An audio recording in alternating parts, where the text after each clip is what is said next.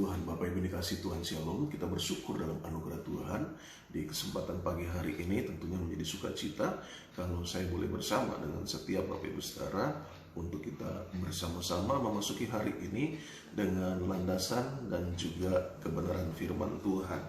Oleh karena itu, mari kita lihat apa yang menjadi kebenaran firman Tuhan pada kesempatan pagi hari ini, supaya setiap kita boleh mengerti bagaimana bersikap dan bertindak menghadapi tantangan-tantangan yang ada dalam kehidupan kita. Haleluya. Mari kita melihat di dalam Kisah Rasul pasal 27 ayat yang pertama. Kita akan membacanya dalam kitab Para Rasul atau Kisah Para Rasul ya, pada ayat yang ke-27, mulai dari ayat yang pertama. Kisah Rasul pasal yang ke-27 pada ayat yang pertama kita mulai. Ini dengan perikopnya, Paulus berlayar ke Roma.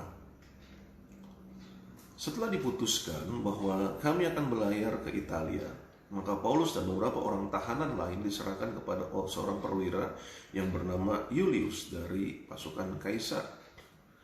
Kami naik ke sebuah kapal dari Adramitium yang akan berangkat ke pelabuhan-pelabuhan di sepanjang pantai Asia. Lalu kami bertolak. Aristarkus, seorang Makedonia dari Tesalonika, menyertai kami. Pada keesokan harinya kami singgah di Sidon. Julius memperlakukan Paulus dengan ramah dan memperbolehkannya mengunjungi sahabat-sahabatnya supaya mereka melengkapkan keperluannya. Ya. Ini adalah kitab yang ditulis oleh Lukas ya, Bapak Ibu Saudara ya. Nah, jadi kita bisa lihat bahwa Lukas sedang menceritakan keadaan di situ. Oleh karena angin sakal, kami berlayar dari situ menyusur pantai Siprus. Dan setelah mengarungi laut di depan Kilkia dan Pamfilia, sampailah kami di Mira di daerah Likia. Di situ perwira kami menemukan sebuah kapal dari Alexandria yang hendak berlayar ke Italia. Ia memindahkan kami ke kapal itu. Selama beberapa hari berlayar, kami hampir-hampir tidak maju, dan dengan susah payah kami mendekati Knidus. Karena angin tetap tidak baik, kami menyusur pantai Kreta melewati Tanjung Salmon. Sesudah kami dengan susah payah melewati tanjung itu, sampailah kami di sebuah tempat bernama Pelabuhan Indah dekat kota Lasea. Sementara itu sudah banyak waktu yang hilang. Waktu puasa sudah lampau dan sudah berbahaya untuk melanjutkan pelayaran. Sebab itu Paulus memperingatkan mereka, katanya, saudara-saudara, aku lihat bahwa pelayaran kita akan mendatangkan kesukaran-kesukaran dan kerugian besar. Bukan hanya bagi muatan dan kapal, tetapi juga bagi nyawa kita. Tetapi perwira itu lebih percaya kepada jurumudi dan nahkoda daripada kepada perkataan Paulus. Sampai di sini kita bisa melihat ya Bapak Ibu Saudara, apa yang terjadi dalam perjalanan Rasul Paulus ya ketika dia ada ditangkap dan mau dibawa ke Roma. Di mana bahkan ia sendiri dalam kesulitannya, dalam kesusahannya, dia tetap memperingatkan. Nah, ini adalah hal yang luar biasa yang bisa kita perhatikan dalam kehidupan Rasul Paulus, di mana dia sedang ada dalam posisi tawanan atau tahanan yang akan dieksekusi di Roma. Tetapi saat itu di dalam kapal itu sendiri, ketika dia melihat ya bahwa akan mendatangkan kesukaran-kesukaran kerugian besar, bukan saja kepada muatan dan kapal, tetapi juga bagi nyawa kita, dikatakan demikian. Sebagai seorang yang ditahan, sebagai seorang yang ditawan, ya tentunya kalau ada sesuatu yang akan menimpa orang yang menahannya, orang yang akan menawannya, mungkin dia akan diam saja dan bahkan dalam hati syukurin aja, mensyukuri. Ya, nah ini bahayanya. Kehidupan kekristenan tidak demikian. Oke. Bahkan dia mengingatkan kepada perwira itu. Ya, nah ini tugas tanggung jawab kita. Tetap kita mengingatkan. Orang mau terima atau nggak terima, orang tetap harus kita ingatkan. Tetapi masalahnya jangan kita ngotot kalau orang itu tetap tidak mau menerima.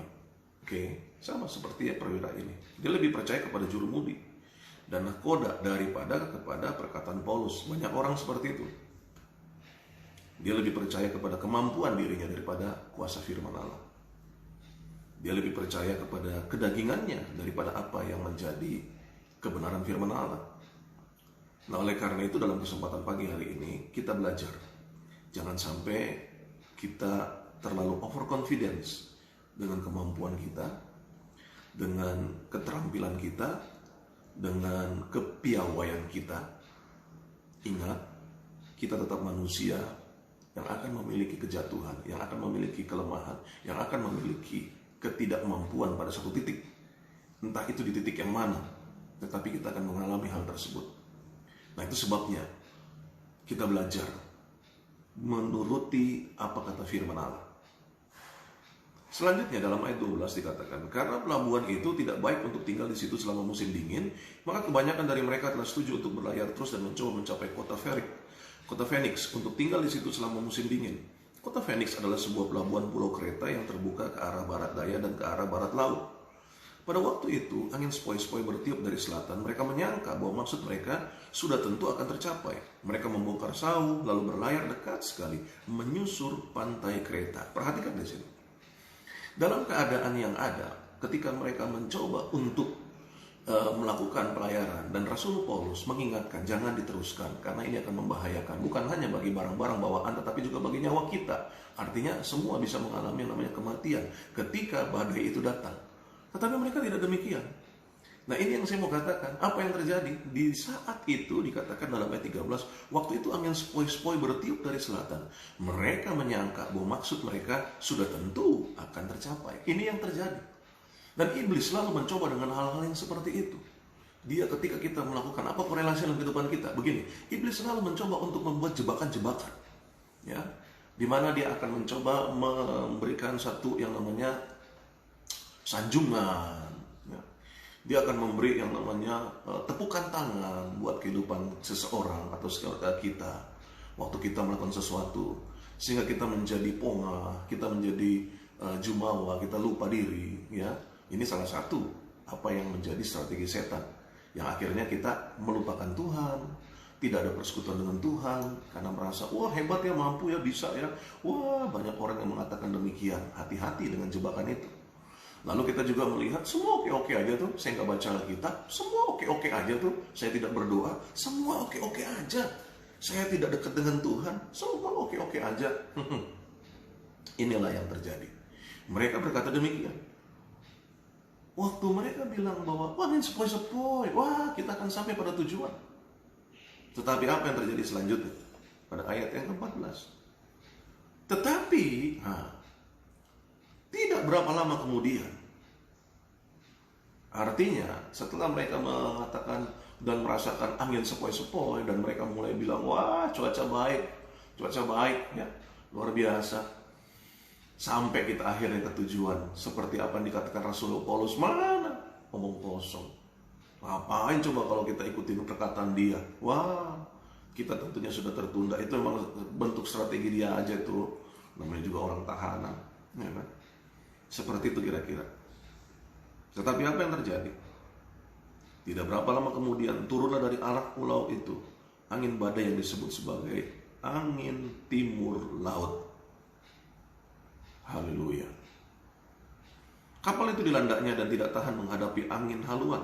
Karena itu kami menyerah saja dan membiarkan kapal kami terombang-ambing. Kemudian kami hanya sampai ke pantai sebuah pulau kecil bernama Kauda, dan di situ dengan susah payah kami dapat menguasai sekoci kapal itu. Dan setelah sekoci kapal itu dinaikkan ke atas kapal, mereka memasang alat-alat penolong dengan meliliti kapal itu dengan tali, dan karena takut terdampar di beting Sirtis, mereka menurunkan layar dan membiarkan kapal itu terapung-apung saja.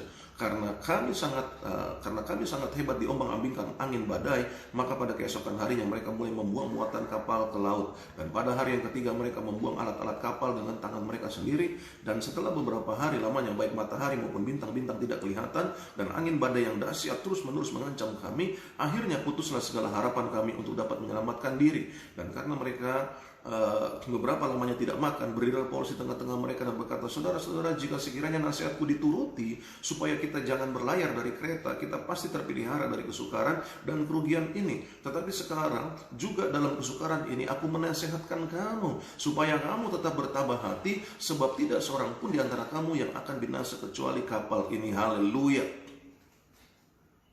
Ini hal yang luar biasa.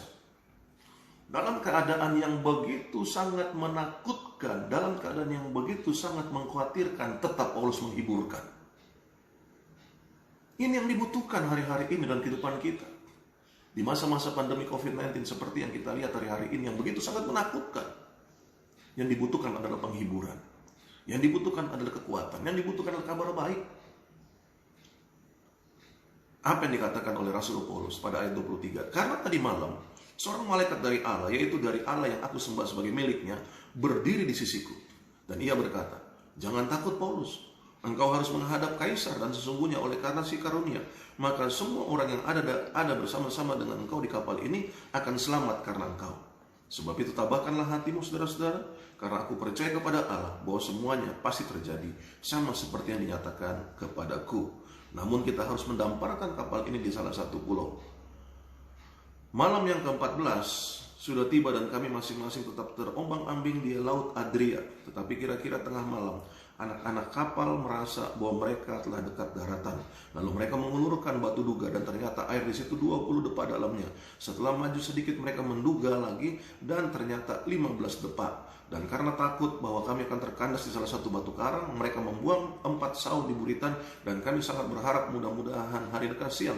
Akan tetapi anak-anak kapal berusaha untuk melarikan diri dari kapal. Mereka menurunkan sekoci dan berbuat seolah-olah mereka hendak melabuhkan beberapa saut di haluan. Karena itu Paulus berkata kepada perwira dan prajurit-prajuritnya, jika mereka tidak tinggal dalam kapal, kamu tidak akan mungkin selamat. Lalu prajurit-prajurit itu memotong tali sekoci dan membiarkannya hanyut.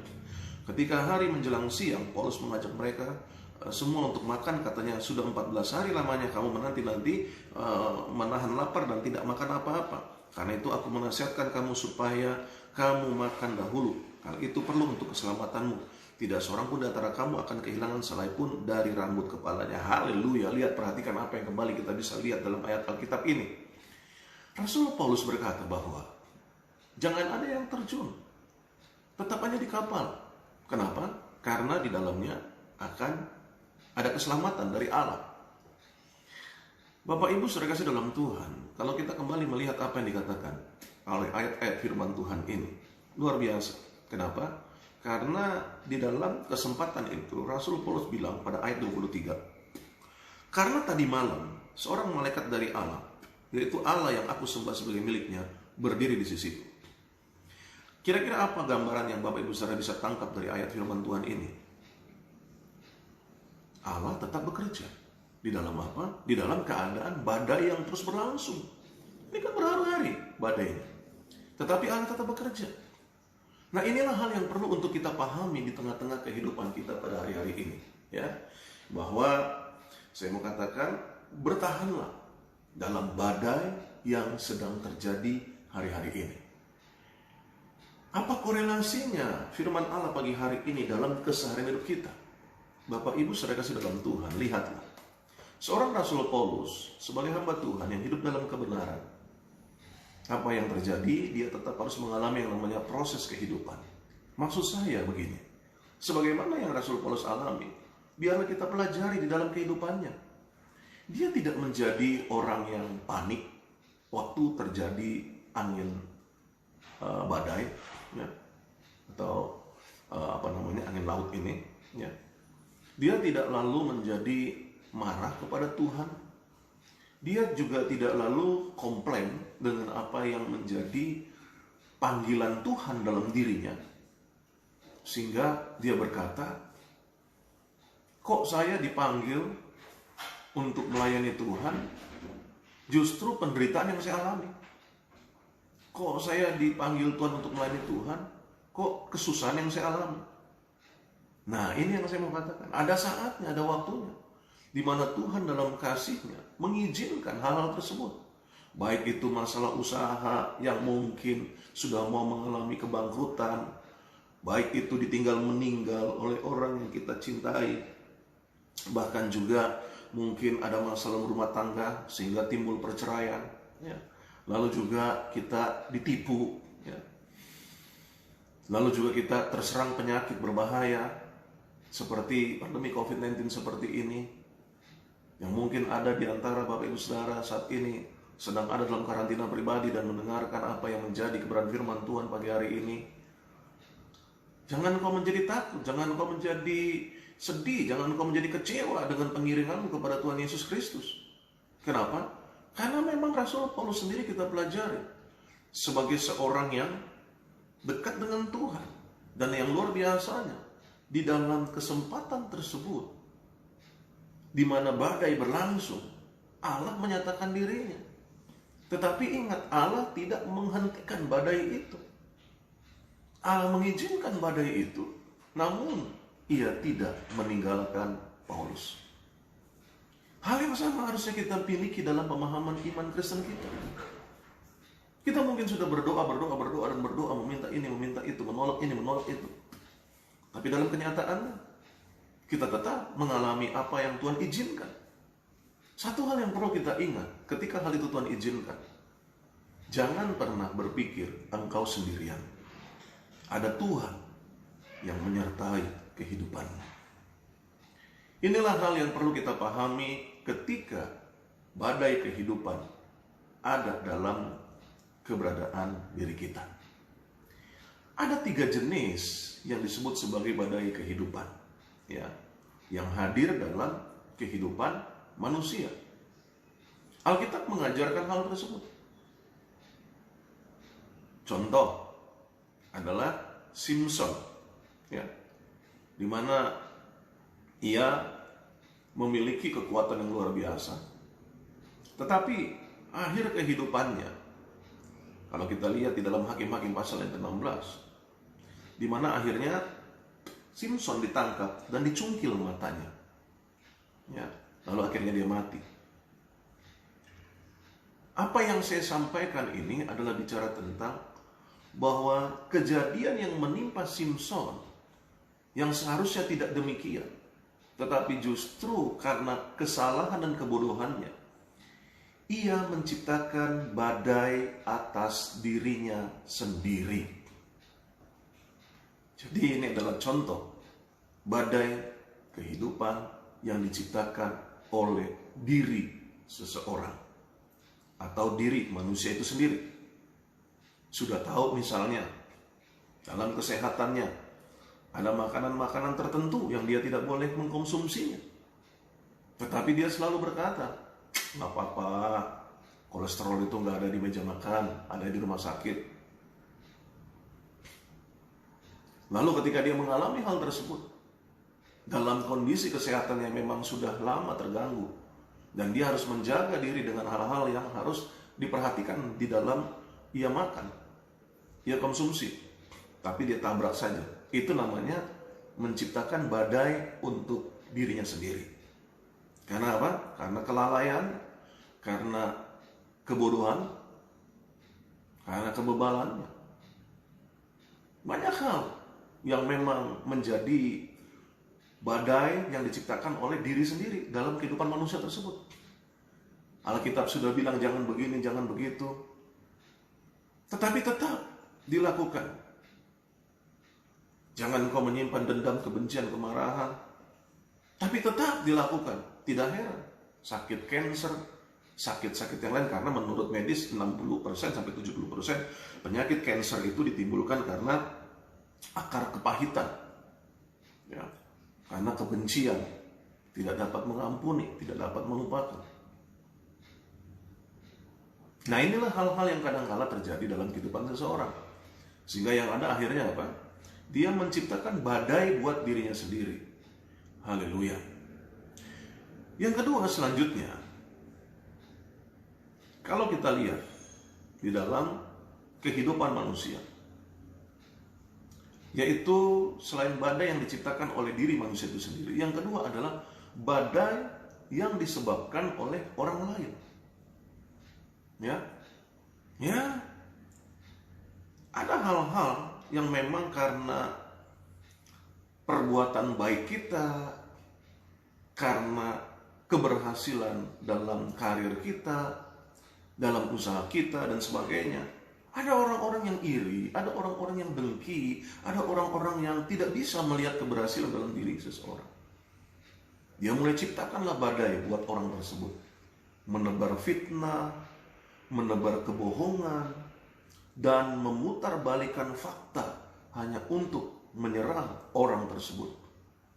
Ini adalah badai yang coba diciptakan seseorang untuk menghantam orang tersebut. Tetapi buat saya prinsipnya, kalau memang kita hidup takut akan Tuhan, dekat dengan Tuhan, biasa saja. Anggap itu biasa saja. Orang-orang yang hidup dalam kebencian, orang-orang yang tidak fokus kepada apa yang menjadi tujuan hidupnya, tetapi selalu lebih fokus kepada apa yang orang ini buat, apa yang orang ini lakukan, apa yang orang ini kerjakan. Enggak apa-apa. Tenang saja. Selama hatimu benar di hadapan Tuhan, selama hatimu tulus di hadapan Tuhan, tenang saja.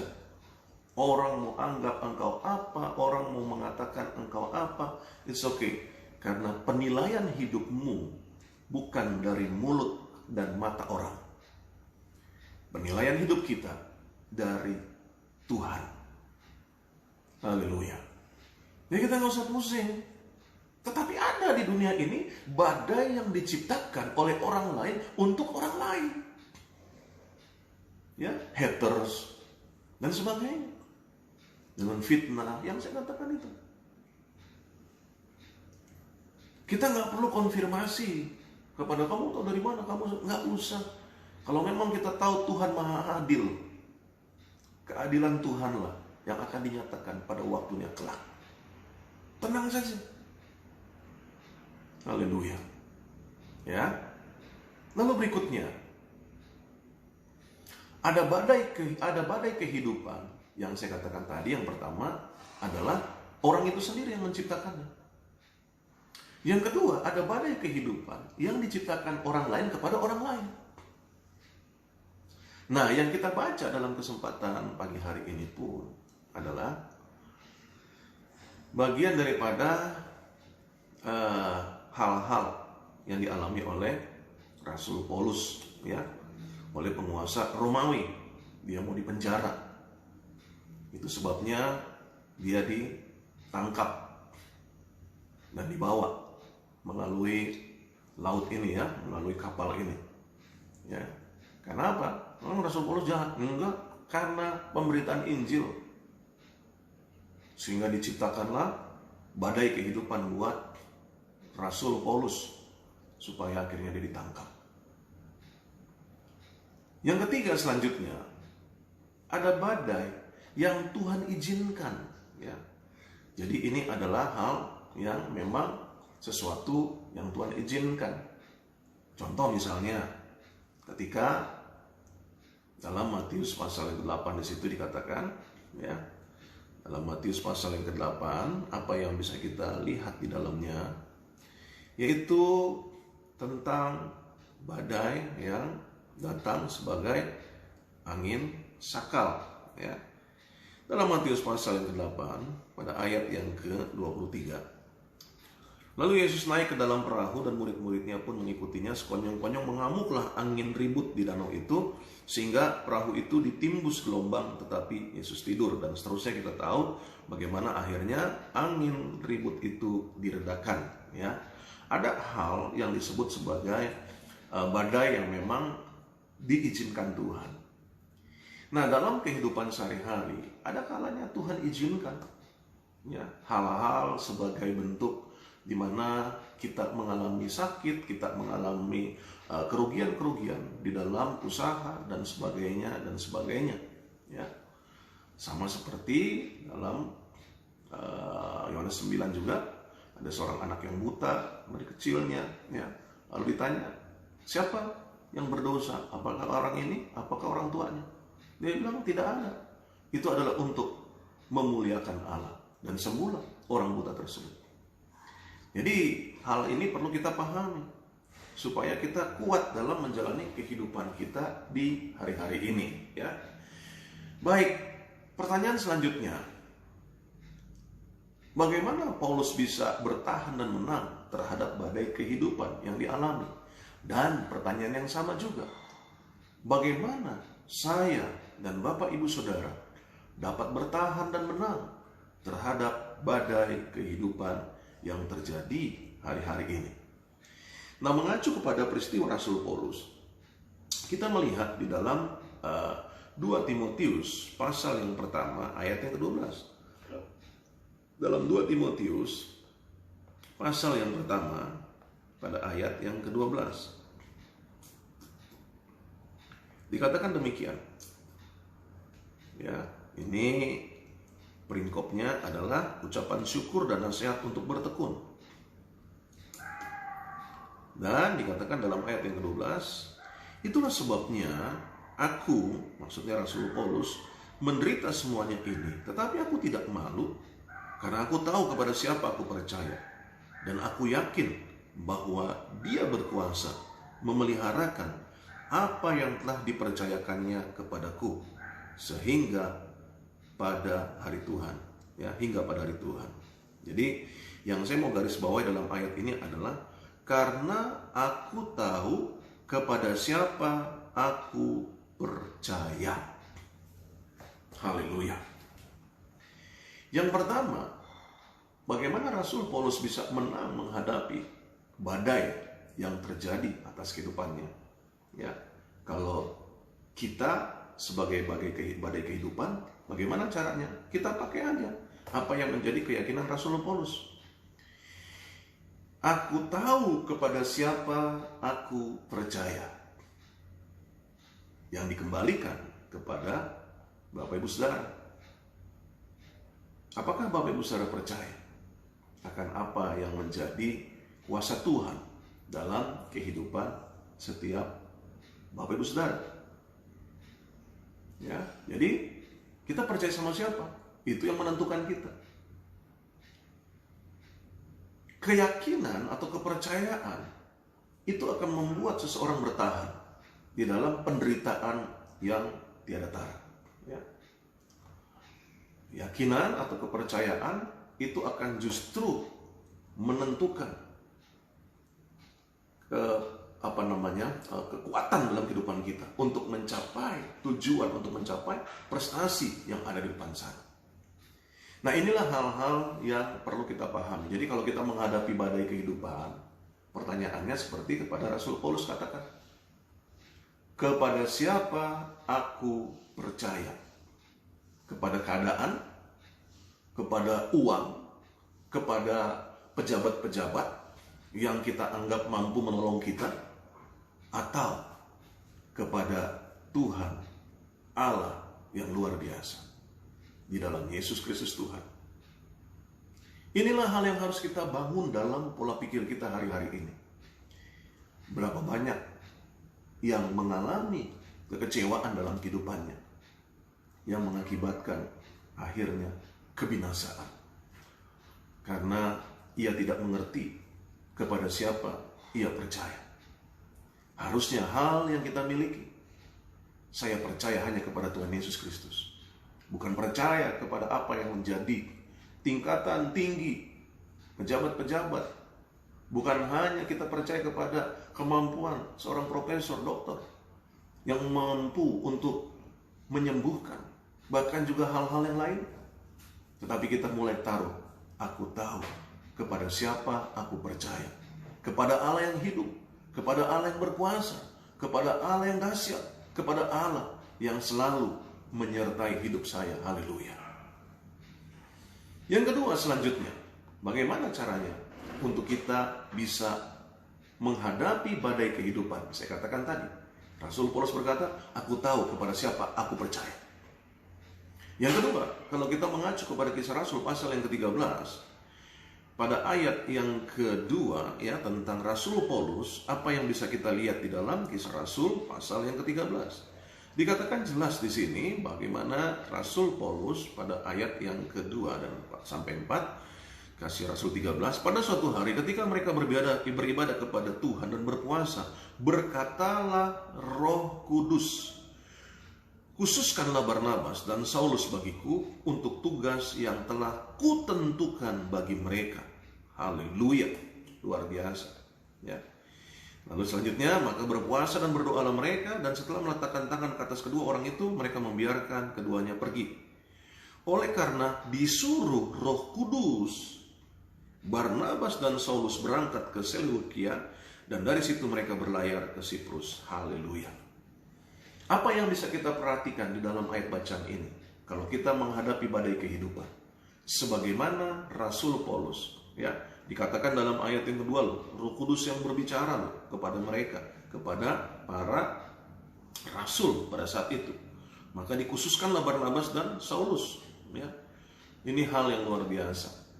Apa yang bisa kita tangkap di dalam ayat firman Tuhan ini? Ada Roh Kudus. Ada Roh Kudus yang selalu memberi kekuatan dalam diri kita. Itu sebabnya kalau kita bicara tentang bagaimana kita bisa menang menghadapi badai kehidupan, taatlah kepada pimpinan Roh Kudus. Karena dia sendiri yang dikatakan oleh ayat Alkitab ini loh. Maka berkatalah Roh Kudus. Ada banyak orang-orang yang tidak mampu mengerti dan memahami tentang Roh Kudus yang adalah Roh Allah itu sendiri dalam kehidupan manusia yang percaya kepada Tuhan Yesus Kristus. Apa itu Roh Kudus? Apa itu bahasa roh? Apa itu begitu? Saya mau katakan, sadarkah engkau ketika engkau mulai menolak hal tersebut yang adalah kekuatanmu, yang adalah power di dalam kehidupan Kristenmu, yang adalah power di dalam kehidupan iman percayamu kepada Tuhan Yesus? Karena kalau kita mengacu kepada 1 Korintus pasal yang ke-12 pada ayat yang ketiga, tidak ada seorang pun yang dapat mengaku Yesus Kristus adalah Tuhan selain oleh Roh Kudus. Berarti kalau kita bicara tentang kita yang percaya kepada Tuhan Yesus, itu bukan karena kita ketemu Tuhan Yesus, bukan karena Tuhan Yesus sudah menyatakan diri kepada kita, tetapi karena Roh Kudusnya yang ditaruh dalam hati kita. Dan dari Roh Kudus inilah dinyatakan bahwa Yesus adalah Tuhan kepada kita. Nah, aktifkanlah itu dalam kehidupan kita. Dengan kata lain, taatlah kepada pimpinan Roh Kudus. Nah, yang saya mau sampaikan di sini, bicara tentang ketaatan di sini, kita nggak usah aneh-aneh. Kita nggak usah aneh-aneh dalam artian begini, oh, Roh Kudus tolong bicara sama saya, oh, Roh Kudus bicara dong untuk masalah saya, Roh Kudus bicara dong untuk persoalan saya, Roh Kudus. Bukan begitu juga maksud saya. Tetapi yang saya maksudkan, berdoalah di dalam nama Tuhan Yesus Kristus dan biarkanlah Roh Kudus yang akan menyatakan apa yang menjadi jawaban Tuhan dalam kehidupan kita. Dan ini dibutuhkan kepekaan. Makanya tidak heran kita tidak melihat kemenangan dalam diri seseorang ketika menghadapi badai kehidupan. Kenapa? Karena tidak taat di dalam kehidupannya sebagai anak Tuhan untuk berjalan dalam pimpinan Roh Kudus. Dan salah satu ciri yang saya tetap pegang dalam kehidupan orang yang dipenuhi oleh Roh Kudus, bukan hanya dia berglosolalia, tetapi adalah mampu untuk mengampuni orang lain. Buat saya itu adalah ciri orang yang dipenuhi dengan Roh Kudus. Dan kalau orang hidup di dalam pimpinan Roh Kudus, percayalah, ia akan berhasil di dalam melakukan segala sesuatunya. Haleluya. Inilah hal yang kedua yang bisa kita perhatikan. Jadi yang pertama, kalau kita mau menang dalam kehidupan ini, kita harus berpikir dan melihat kepada Tuhan Yesus. Aku tahu kepada siapa aku percaya. Jangan lihat manusia. Jangan andalkan manusia, jangan banggakan manusia. Tetap saja ia adalah manusia yang memiliki keterbatasan, siapapun. Yang kedua, belajarlah taat pada pimpinan Roh Kudus. Karena buat saya, sepintar-pintarnya kita, sejago-jagonya kita, tidak akan lebih baik kalau kita hidup dalam ketaatan dipimpin oleh Roh Kudus. Yang ketiga selanjutnya, di dalam Filipi 1 ayat yang ke-21, ya, ketika Rasul Paulus mulai ditangkap, ya. Apa yang bisa kita lihat dalam pelajaran hidupnya Rasul Paulus untuk menghadapi badai kehidupan yang kita alami? Dalam Filipi pasal yang pertama pada ayat yang ke-21 dikatakan demikian, karena bagiku hidup adalah Kristus dan mati adalah keuntungan. Kira-kira apa yang bisa kita tangkap dari ayat bacaan ini? Begini loh Bapak Ibu Saudara, Rasul Paulus bilang begini, waktu dia ditangkap, karena apa? Karena menginjil, karena memberitakan tentang Kristus. Lalu dia mau dihukum mati, nggak apa-apa. Jadi dia bilang begini, karena nanti kalau kamu lepas nih, dia katakan karena bagiku hidup adalah Kristus. Jadi kalau kamu lepas saya dari tahanan ini, ya hidupku adalah Kristus. Artinya apa? Ya aku tetap memberitakan Injil. Kalau kamu menangkap aku karena memberitakan Injil, ya aku juga tetap, kalau kamu lepaskan, tetap memberitakan Injil. Gitu loh maksudnya. Jadi dia tidak akan membiarkan hidupnya tidak memberitakan Injil. Nah, kalaupun engkau bunuh aku, kata Rasul Paulus, kalaupun engkau mematikan aku karena aku memberitakan Injil, ya itu adalah keuntungan bagiku. Haleluya. Luar biasa. Jadi apa yang bisa kita tangkap dari ayat bacaan ini? Buat saya sederhana. Rasul Paulus tahu apa yang menjadi tujuan hidupnya. Ada banyak kita hidup nggak tahu tujuan hidupnya apa, ya kan? Sehingga yang ada stres, yang ada pusing, yang ada marah, yang ada nggak jelas, nggak tahu tujuan hidupnya. Orang kalau nggak tahu tujuan hidupnya suka usilin orang lain, betul? Karena dia nggak tahu. Dan ini adalah orang yang tidak tahu bersyukur kepada Tuhan. Udah dikasih hidup, nggak tahu bagaimana menyenangkan Tuhan. Udah dikasih kesempatan hidup, tidak tahu bagaimana memuliakan Tuhan. Orang-orang yang seperti ini selalu sukanya untuk apa? Mencari tahu apa yang menjadi kegiatan orang lain. Buat saya sederhana. Orang-orang begini, orang-orang yang cengeng, orang-orang yang tidak mampu menghadapi badai kehidupan. Perhatikan saja. Kenapa dia nggak punya tujuan hidup? Makanya kita tidak heran kalau Alkitab berkata apa? Banyak yang dipanggil, sedikit yang terpilih. Haleluya. Yang terakhir, apa yang bisa menjadi pegangan dalam kehidupan kita? Bagaimana Rasul Paulus berkata dalam 1 Tesalonika 5 ayat yang ke-18, mengucap syukurlah dalam segala hal. Artinya, belajarlah terus bersyukur dan bersyukur. Maka ketika kita mulai bersyukur, kita akan melihat yang namanya kemenangan atas badai kehidupan. Jadi artinya walaupun orang lain, kan saya katakan tadi badai kehidupan itu ada 3. Kita yang bangun sendiri badai kehidupan kita, yang mana kita tidak boleh ini, tidak boleh itu, kita tabrak dan kita mengalaminya. Atau orang lain yang mencoba menciptakan badai dalam kehidupan kita. Nggak apa-apa kalau kita memiliki prinsip-prinsip yang sudah boleh saya sampaikan pagi hari ini, ya, kita tentunya tidak akan menjadi kalah, kita tidak akan menjadi mundur, tetapi kita akan mengalami kemenangan melewati badai kehidupan, ya. Nah itu, biarlah dalam kesempatan pagi hari ini Bapak Ibu Saudara maju terus dalam Tuhan, ya. Tetap mengasihi Tuhan, jangan pernah mundur dengan keadaan apapun yang menjadi badai atas kehidupanmu yang ada. Haleluya. Haleluya. Terima kasih buat apa yang menjadi kebersamaan Bapak Ibu Saudara yang ada, ya. Sebelum kita berdoa, ya, saya mau menyapa setiap Bapak Ibu Saudara yang ada. Kiranya Tuhan memberkati buat Ibu Maria, ya, yang tetap setia, yang ada di Kamboja, ya. Lalu juga buat Ibu Rini, ya, puji Tuhan, ya. Lalu juga buat Ibu Meti, lalu juga Ibu Dina Bigail, lalu juga Oma Frida, ya. Lalu juga buat Ibu Hana, lalu juga buat Ibu Lydia, ya. Lalu juga buat Ibu Sumiatun, semuanya yang boleh bersama dalam kesempatan pagi hari ini. Tuhan memberkati, ya. Dan biarlah kiranya hal-hal baik itu yang boleh terus menjadi bagian dalam kehidupan kita semua yang ada. Puji Tuhan, kita berdoa. Haleluya. Bapak, terima kasih buat hari ini. Kami tahu bahwa apa yang menjadi kebenaran firman-Mu mengingatkan dalam kehidupan kami. Ada kalanya badai itu terjadi, tetapi kami mau menjadi anak-anak Tuhan yang bijak. Kami tidak mau menciptakan badai kehidupan kami sendiri dengan terus menciptakan itu dalam kesakitan kami. Tetapi kami mau untuk melepaskan segala sesuatunya. Bahkan kalaupun ada orang-orang yang mencoba menciptakan badai dalam kehidupan kami tahu ada Tuhan yang selalu menyertai kehidupan kami yang ada. Sehingga kami tidak menjadi cengeng, kami tidak menjadi kalah dengan apapun yang orang coba buat sebagai hal-hal yang jahat dalam kehidupan kami yang ada. Karena kami tahu ada Tuhan yang selalu menyertai kehidupan kami yang ada. Itu sebabnya pagi hari ini apa yang sudah kami dengar dalam hal kami menghadapi badai kehidupan yang ada, kami tahu kepada siapa kami percaya. Hanya kepadamu, Tuhan Yesus Kristus Allah kami yang hidup. Dan ajar kami untuk taat pada pimpinan-Mu, ya Roh Kudus, dalam kehidupan setiap kami. Dan biarlah setiap kami juga tahu apa yang menjadi tujuan hidup kami. Kami hidup untuk memuliakan Tuhan. Sudah seharusnya kami mati pada masa sebelum kami mengenal Tuhan Yesus dalam kebinasaan. Tetapi kami bersyukur dalam anugerah Tuhan kami ada dalam kehidupan kekal dalam kesempatan kemudian. Itu sebabnya tidak dapat kami membayarnya selain kami hidup hari ini menyenangkan hati Tuhan, memuliakan hati Tuhan.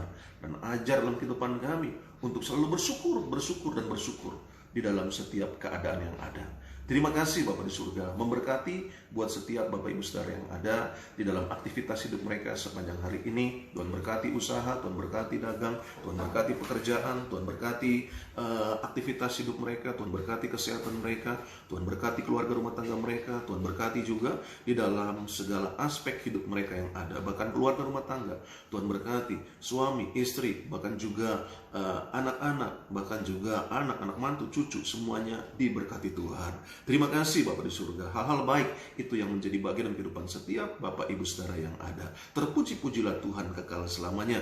Kami imani hari ini hari berkat, hari mujizat, hari pertolongan Tuhan, hari di mana kami boleh melihat kedahsyatan Tuhan dalam kehidupan setiap kami semua yang ada. Berkati setiap pemimpin bangsa kami, Bapak Presiden, Bapak Wakil Presiden, berkati juga para menteri, berkati juga para kepala daerah, berkati juga ya Tuhan untuk TNI Polri, berkati Satpol PP, berkati juga para medis, dokter, perawat, suster, bahkan juga brother. Tuhan kiranya memberkati mereka yang ada, berkati mereka yang saat ini sedang dalam karantina pribadi. Tuhan, kami juga tetap berdoa, Shalom-Mu turun atas bangsa kami Indonesia. Kami juga berdoa, biarlah kiranya pandemi COVID-19 ini dalam kasih sayang Tuhan dilalukan Tuhan. Terpuji-pujilah Tuhan kekal selamanya. Haleluya. Berkati gereja-gereja Tuhan di mana-mana tempat, berkati setiap hamba-hamba Tuhan yang melayani di mana-mana tempat. Terima kasih Bapak di surga. Karena itu Bapak Ibu saudara-saudara Tuhan, ingatlah bahwa sesungguhnya Allah itu baik. Sekali-kali Ia tidak pernah meninggalkan kita. Ia menyertai kita sampai kesudahan akhir zaman.